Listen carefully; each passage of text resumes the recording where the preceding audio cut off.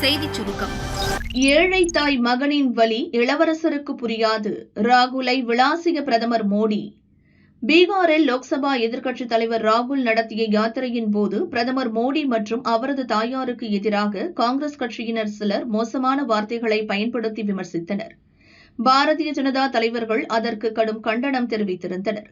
ராகுல் மன்னிப்பு கேட்க கோரி நாடு முழுவதும் காங்கிரஸ் அலுவலகங்களை முற்றுகையிடும் போராட்டங்கள் நடந்தன. பிரதமரின் தாயாரை காங்கிரசார் தரைக்குறைவாக பேசியபோது பிரதமர் மோடி வெளிநாட்டு சுற்றுப்பயணத்தில் இருந்தார். நேற்று அவர் டில்லி திரும்பினார். இன்று பீகாரில் பெண்கள் முன்னின்று நடத்தும் ஒரு கூட்டுறவு நிதி நிறுவனத்தை வீடியோ கான்பரன்சிங் மூலம் துவக்கி வைத்து பேசினார். அப்போது அவர் கூறியது, தாய்தான் நமது உலகம், நமது சுயமரியாதையும் அவர்தான். பாரம்பரியமிக்க பீகாரில் சில நாட்களுக்கு முன் ஆர்ஜேடி மற்றும் காங்கிரஸ் யாத்திரையில் என் தாயை அவதூறு செய்துள்ளனர். அப்படி நடக்கும் என கற்பனை செய்து கூட பார்க்கவில்லை.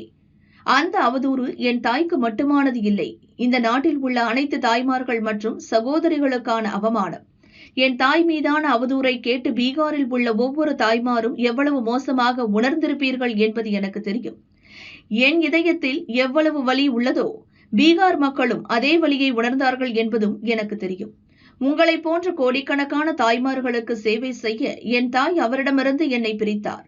இப்போது என் அம்மா இல்லை. 100 வயதில் அவர் நம் அனைவரையும் விட்டு சென்றார்.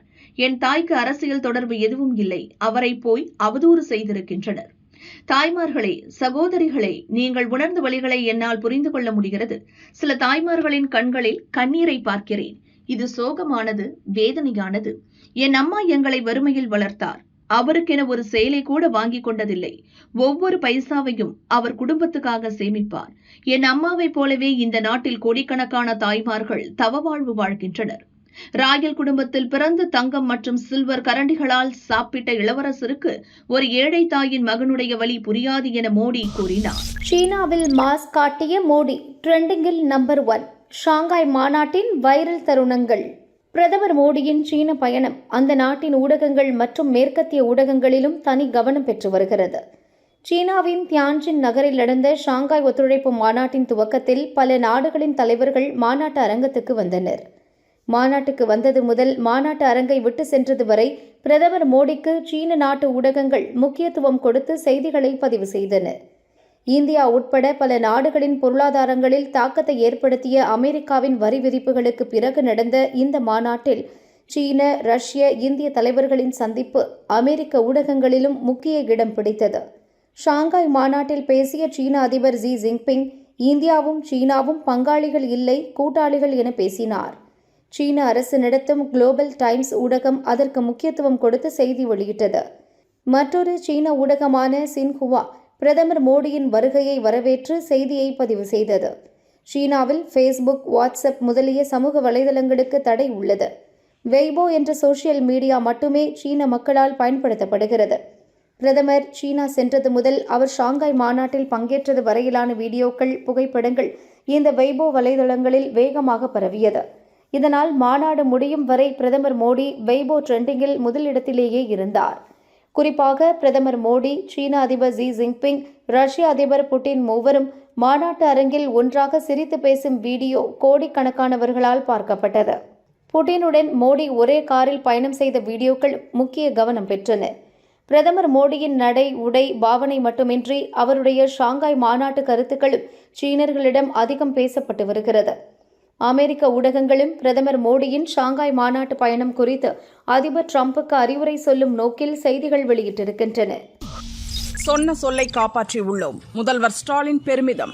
திமுக அளித்த வாக்குறுதிகள், தமிழக அரசின் நிதி நிலைமை குறித்த அமைச்சர்கள் தங்கம் தென்னரசு, சிவசங்கர், கோவி செழியன் ஆகியோர் இன்று விளக்கம் அளித்தனர். இதை சுட்டிக்காட்டி முதல்வர் ஸ்டாலின் அறிக்கை ஒன்றை வெளியிட்டுள்ளார். அதில் கூறியிருப்பதாவது: சொன்னதையும் செய்திருக்கிறோம், சொல்லாததையும் செய்திருக்கிறோம். திமுகவின் தேர்தல் அறிக்கையில் கூறிய 505 வாக்குறுதிகளில் 364 வாக்குறுதிகளை நிறைவேற்றி 40 வாக்குறுதிகள் பரிசீலனையில் உள்ளதை தக்க ஆதாரங்களோடு அமைச்சர்கள் தங்கம் தென்னரசு, சிவசங்கர், கோவி செழியன் ஆகியோர் விளக்கியுள்ளனர். இன்னும் ஒருபடி மேலே சொன்னால், காலை உணவு திட்டம், நான் முதல்வன், புதுமை பெண், தமிழ் புதல்வன் போன்ற திட்டங்கள் தேர்தல் அறிக்கையில் குறிப்பிடப்படாதவை. முந்தைய ஆட்சியின் 10 ஆண்டு கால நிதி நிர்வாக சீர்கேடு, கொரோனா நெருக்கடி, தமிழகத்தை வெல்ல முடியாத பாரதிய ஜனதா அரசின் ஓரவஞ்சனை போன்ற தடைகளை கடந்து சொன்ன சொல்லை காப்பாற்றியுள்ளோம் என முதல்வர் ஸ்டாலின் கூறியுள்ளார். என்னென்ன கதை விடுறீங்க? திமுகவை கிழித்த அண்ணாமலை. சென்னை பெண் மரணத்தில் பகீர் கிளப்பும் சந்தேகம். சென்னையில் மழைநீர் வடிகால் பள்ளத்தில் விழுந்து பெண் ஒருவர் இறந்த சம்பவம் கடும் அதிர்ச்சியை ஏற்படுத்தியுள்ளது.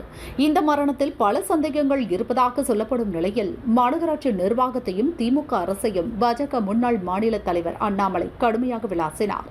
அவரது அறிக்கை: சென்னை சுளைமேடு வீரபாண்டி நகரில் மூடப்படாமல் இருந்த மழைநீர் வடிகால் தொட்டியில் தவறி விழுந்து பெண் ஒருவர் இறந்துவிட்டார். இந்த தொட்டியை சரியாக மூடாமல் மட்டப்பலகையை வைத்து மூடியிருந்ததாகவும், தெரியாமல் அதில் கால் வைத்த பெண் மட்டப்பலகை உடைந்து தவறி விழுந்து இறந்துவிட்டதாகவும் செய்திகள் வெளியாகியிருந்தன. ஆனால் அது மழைநீர் வடிகால் தொட்டி அல்ல, வண்டல் தொட்டி என்று புதுவிதமான விளக்கத்தை அளித்திருக்கிறது சென்னை மாநகராட்சி. மேலும் இறந்த பெண்ணின் வாய் மற்றும் கைகள் கட்டப்பட்டிருந்ததாகவும் கூறுகிறார்கள். பெண் புகைப்படங்களை பார்த்தால் அவரது துப்பட்டா கையில் சிக்கியிருப்பது போலதான் தெரிகிறதே தவிர கட்டப்பட்டது போல தெரியவில்லை. சில நாட்களுக்கு முன்புதான் பணிக்கு சென்ற பெண் தூய்மை பணியாளர் ஒருவர் தேங்கியிருந்த தண்ணீரில் மின்சாரம் தாக்கி உயிரிழந்திருந்தார். இப்போது மற்றும் ஒரு பெண் உயிரிழந்திருக்கிறார். சென்னையில் 4 ஆண்டுகளாக மழைநீர் வடிகால் பணி நடக்கிறது. இது தொடர்பாக அமைச்சர்களும் சென்னை மேயரும் ஆளுக்கு ஒரு தகவலை சொல்லி 4 ஆண்டுகளாக கதை விடுகின்றனர். எப்போது பணி முடியும் என்பது யாருக்குமே தெரியாது.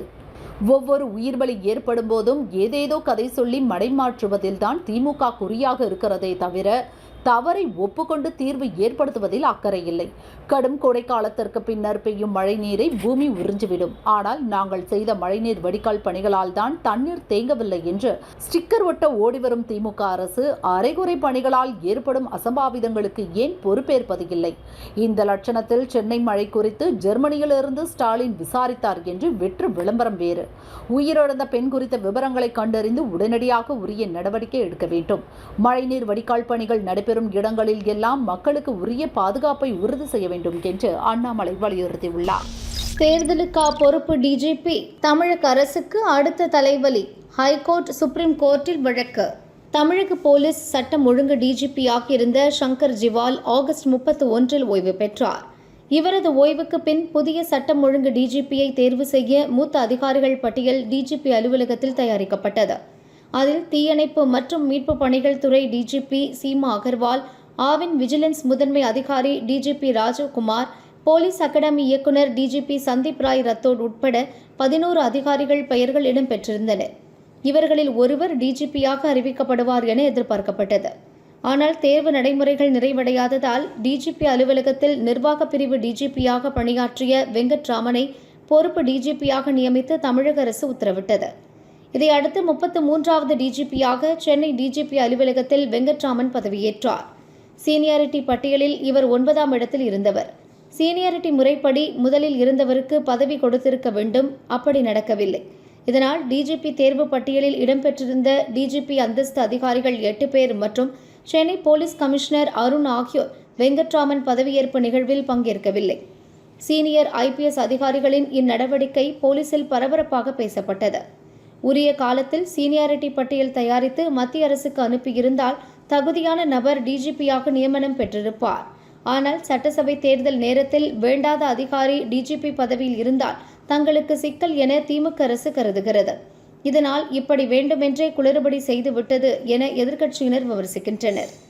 இந்த நிலையில் பொறுப்பு டிஜிபி நியமனத்தை எதிர்த்து ஹென்றி திபேன் சுப்ரீம் கோர்ட்டில் கோர்ட் அவமதிப்பு வழக்கு தொடர்ந்துள்ளார். டிஜிபி பதவிக்கான காலம் நிறைவடைவதற்கு 3 மாதத்திற்கு முன்பே புதிய நியமனம் தொடர்பாக தகுதியான நபர்களின் பெயரை மத்திய பணியாளர் தேர்வாணையத்துக்கு பரிந்துரைக்க வேண்டும். ஆனால் அதனை தமிழக அரசு செய்யவில்லை. அதே வேளையில் சட்டம் ஒழுங்கு பொறுப்பு டிஜிபியாக வெங்கட்ராமனை நியமித்து ஆணை பிறப்பித்துள்ளது.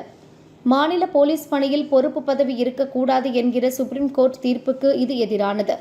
எனவே சுப்ரீம் கோர்ட் தலையிட்டு உரிய உத்தரவை பிறப்பிக்க வேண்டும். தமிழக அரசுக்கு எதிராக நீதிமன்ற அவமதிப்பு நடவடிக்கை எடுக்க வேண்டும் என ஹென்றி மனுவில் கூறப்பட்டுள்ளது.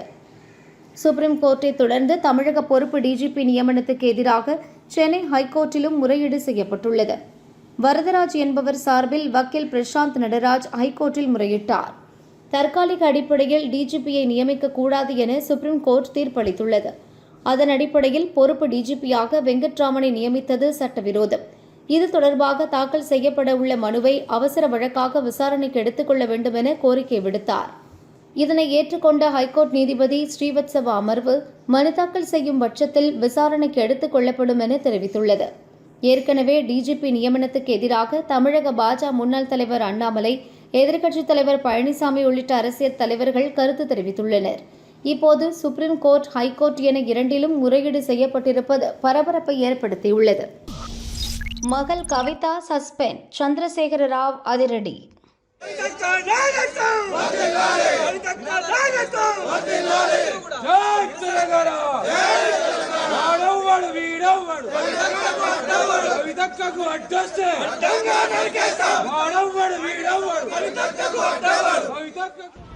ஆந்திராவிலிருந்து தெலுங்கானா தனி மாநிலமாக உருவாக காரணமாக இருந்தவர்களில் சந்திரசேகர ராவும் ஒருவர்.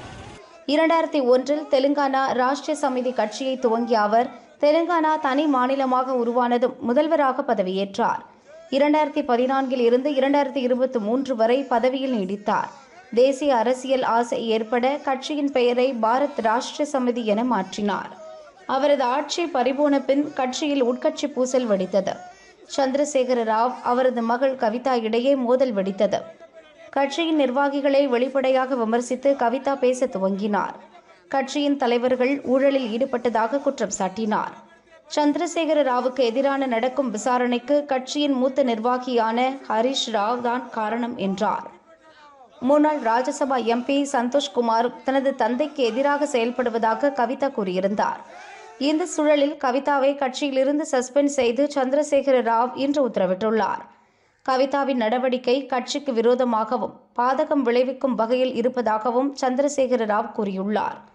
தெலுங்கானாவில் காளேஸ்வரம் நீர்ப்பாசன திட்ட முறைகேடு தொடர்பாக விசாரணை சூடுபிடித்துள்ளது. சிபிஐ விசாரணைக்கு அம்மாநில முதல்வர் ரேவந்த் ரெட்டி பரிந்துரை செய்துள்ள நிலையில் கவிதா சஸ்பெண்ட் செய்யப்பட்டுள்ளார். திடீர் போர்க்களமான திருவள்ளூர், கலவரத்தில் இறங்கிய 1000 பேர். நள்ளிரவு நடந்தது என்ன?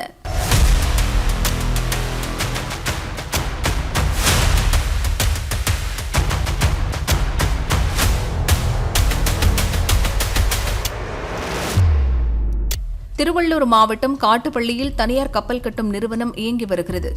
இங்கே உத்தரப்பிரதேசத்தைச் சேர்ந்த அமரேஷ் பிரசாத் ஒப்பந்த ஊழியராக பணியாற்றினார். அருகிலேயே வடமாநில தொழிலாளர்கள் தங்கியிருக்கும் குடியிருப்பில் வசித்து வந்தார். திங்களன்று இரவு வீட்டிற்கு சென்ற அமரேஷ் மாடி ஏறும்போது தவறி கீழே விழுந்து இறந்தார். அவரது சடலத்தை மீட்ட காட்டூர் போலீசார் சென்னை ஸ்டான்லி ஹாஸ்பிட்டலுக்கு அனுப்பினர். இதனிடையே விசாரணைக்காக நள்ளிரவில் அங்கு விசாரணைக்கு சென்ற போலீசார் மீது கற்களை வீசி வடமாநில தொழிலாளர்கள் ரகளையில் ஈடுபட்டுள்ளனர். இறந்த அமரேஷ் பிரசாத்துக்கு இழப்பீடு வழங்க வேண்டும் என கூறி 1000க்கும் மேற்பட்ட வடமாநில தொழிலாளர்கள் போராட்டத்தில் ஈடுபட்டனர்.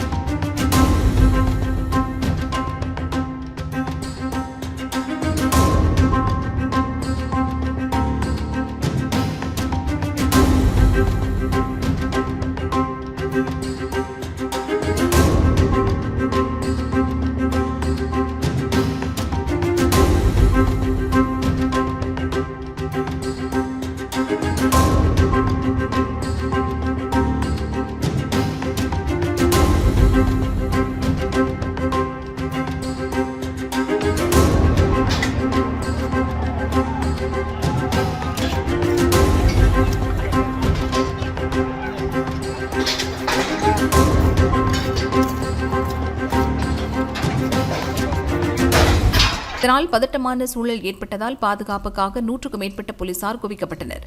தொடர்ந்து போராட்டத்தில் ஈடுபட்டவர்களிடம் அதிகாரிகள் பேச்சுவார்த்தை நடத்திய போது அவர்கள் மீது வடமாநில தொழிலாளர்கள் கற்களை வீசினர்.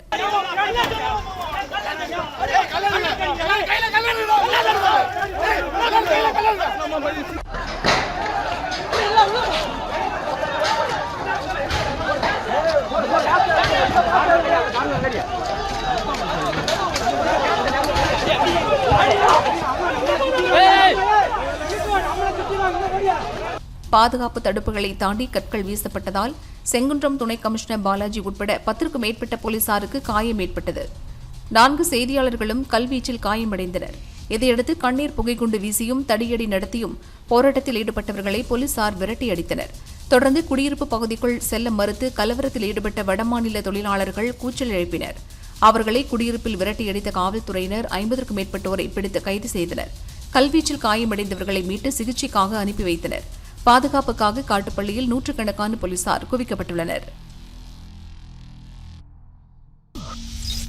கச்சத்தீவில் முதல் முறையாக கால் பதித்த இலங்கை அதிபர். இது எங்க பூமி, உள்ள வராதே.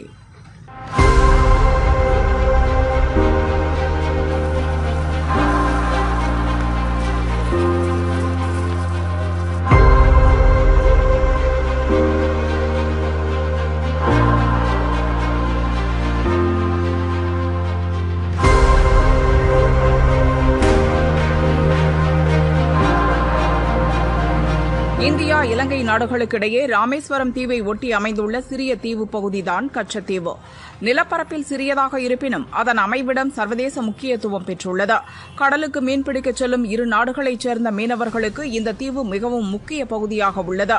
நம் நாட்டிற்கு சொந்தமாக இருந்த கச்சத்தீவை 1974ஆம் ஆண்டில் அப்போதைய பிரதமர் இந்திரா இலங்கை வசம் ஒப்படைத்தார். அது தொடர்பாக இரு நாடுகளிடையே ஒப்பந்தம் கையெழுத்தானது. அதன்பின் கடலுக்கு மீன்பிடிக்கச் செல்லும் தமிழக மீனவர்களை எல்லை தாண்டியதாக கூறி அந்நாட்டு கடற்படை அடிக்கடி கைது செய்வது இன்றும் தொடர்கதையாக உள்ளது. தமிழக மீனவர் பிரச்சினைக்கு தீர்வு காண கச்சத்தீவை மீண்டும் திரும்பப் பெற வேண்டும் என பல ஆண்டுகளாக தமிழக அரசியல் கட்சிகள் வலியுறுத்தி வருகின்றன. இது தொடர்பாக தமிழக முன்னாள் முதல்வர்கள் தங்கள் ஆட்சிக் காலத்தில் சட்டசபையிலும் வெளியேயும் பேசினர். சமீபத்தில் முதல்வர் ஸ்டாலினும் இதே கருத்தை சட்டசபையில் வலியுறுத்தினார். கச்சத்தீவு விவகாரம் லோக்சபா, ராஜ்யசபாவிலும் அடிக்கடி வெடிக்கும்.